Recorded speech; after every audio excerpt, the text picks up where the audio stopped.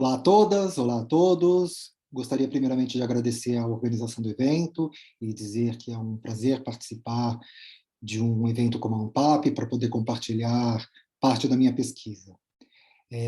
Minha pesquisa fala sobre o design de exposições de Lisinski, engenheiro e arquiteto de formação. Foi um importante animador do grupo de vanguarda russo, além de uma espécie de relações públicas, mantendo constante trânsito entre Alemanha e Rússia e permanente contato com Walter Gropius, Luiz van der Rohe e Tel van der Burg. Seu projeto grande seria uma internacional do construtivismo. Lisinski defendia que a arte seguiria o propósito de transformação e de construção coletiva, na intenção de uma sociedade melhor, segundo concepções pós-revolução de 1917. A pintura e a escultura não seriam totalmente abandonadas. Contudo, de acordo com os novos princípios, não seriam mais fins em si mesmos, mas processos a serem aproveitados em projetos de objetos utilitários ou na arquitetura.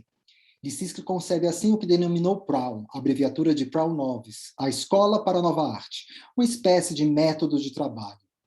Em 1923, Lisinski apresenta na Grande Exposição de Arte de Berlim, a Sala Prau, na qual trata de uma proposta de integrar princípios arquitetônicos, escultóricos e pictóricos, ativada com a presença do espectador, que, segundo Castilho, poderia ser considerado, abre aspas, uma verdadeira instalação, muito antes dessa categoria existir, fecha aspas. Os elementos presentes, sejam eles pintados ou que existissem como relevos, não são formas que estão simplesmente assentadas sobre as superfícies dessa pequena cela. Não estão isolados uns dos outros, mas estabelecem relações entre si e entre o espaço. Em texto de 1925, A e Pangeometria, Lisinski diz, abre aspas, não conhecemos espaço fora dos objetos, e vice-versa. Configurar o espaço significa configurar objetos. Objetos podem ser decompostos em elementos. O tempo é contínuo, não pode ser decomposto em elementos. O espaço é segmentado. O tempo é sequencial. Fecha aspas. E em texto de 1923, sobre o espaço Brown, afirma, abre aspas, espaço, aquilo que não se vê através do buraco da fechadura, nem através da porta aberta. Espaço não existe apenas para os olhos, não é um quadro. Queremos viver dentro dele. Nós não queremos mais o espaço como tumba decorada com pinturas para nossos corpos vivos. Fecha aspas. É possível reconhecer tais proposições nos modelos expositivos propostos tanto para a sala de arte construtivista na Exposição de Arte Internacional de Dresden, em 1926, quanto para o Gabinete Abstrato do Landesmuseum de 1927-28. Considerada a primeira galeria de arte abstrata permanente em um museu, o Gabinete Abstrato de Lisinski tornou-se o componente mais famoso da proposta de reestruturação do Landesmuseum elaborado por Alexander Dorner. Donner havia inicialmente solicitado um projeto até o Van der Burg, porém provavelmente não satisfeito com o que foi entregue, convida a Lisinski na intenção que este realizasse uma versão da sala para a arte construtivista que havia sido concebida para a Exposição de Arte Internacional de Dresden em 26. Segundo Stanislavski, abre aspas, o gabinete abstrato foi concebido como um ambiente dinâmico, visualmente interativo e iluminação inovadora, fecha aspas, tornando o público ativo no processo de visitar a exposição. Nele seriam expostos exemplares de arte abstrata, exibindo artistas como Mondrian, Moholy-Nagy, Nungabu, Kandinsky e do próprio Lisinski.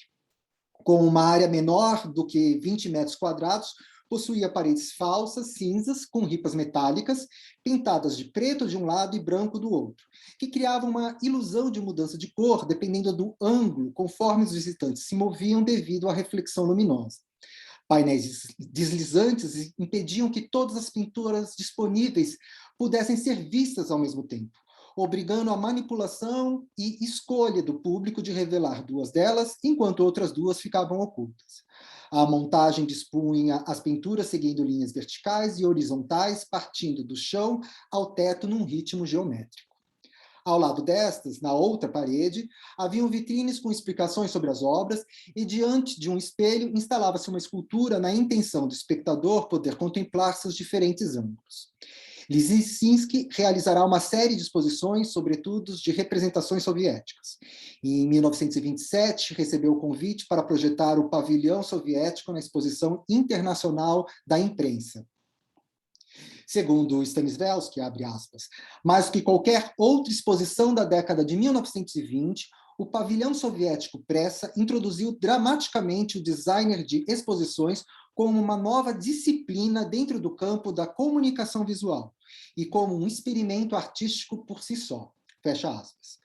Pressa foi realizado em Colônia, em 1928, e sua importância histórica reside em seu design inovador, com espaço flexível e fluido, ao contrário da estática e obsoleta técnica expositiva tradicional.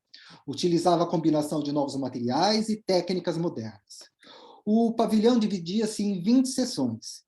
Destacam-se no conjunto os 2 estandes de exibição central, a Constituição dos Soviéticos e a transmissão de jornais, ambos projetados por Lisinski. E o fotomural A Tarefa da Imprensa é Educar as Massas, também projetado por ele em parceria com Sergei Seik. A exibição de A Transmissão assumia a forma de prensas de jornal. A Constituição dos Soviéticos era composta por um andaime em forma de estrela cravejada de 6 globos giratórios, holofotes e texto no qual se podia ler Trabalhadores do Mundo Univos. A fotomontagem em larga escala assemelhava um extenso friso no qual diversas imagens de imprensa soviética em diferentes enquadramentos, alterando ângulos, planos abertos e fechados, conferiam um grande dinamismo ao dispor a história e a importância da indústria editorial da União Soviética na educação das massas analfabetas do Estado recém-industrializado. Pressa, segundo Stanislavski, foi um grande sucesso de público, ao oferecer um surpreendente espetáculo que reconhecia o papel ativo do visitante na criação de significados.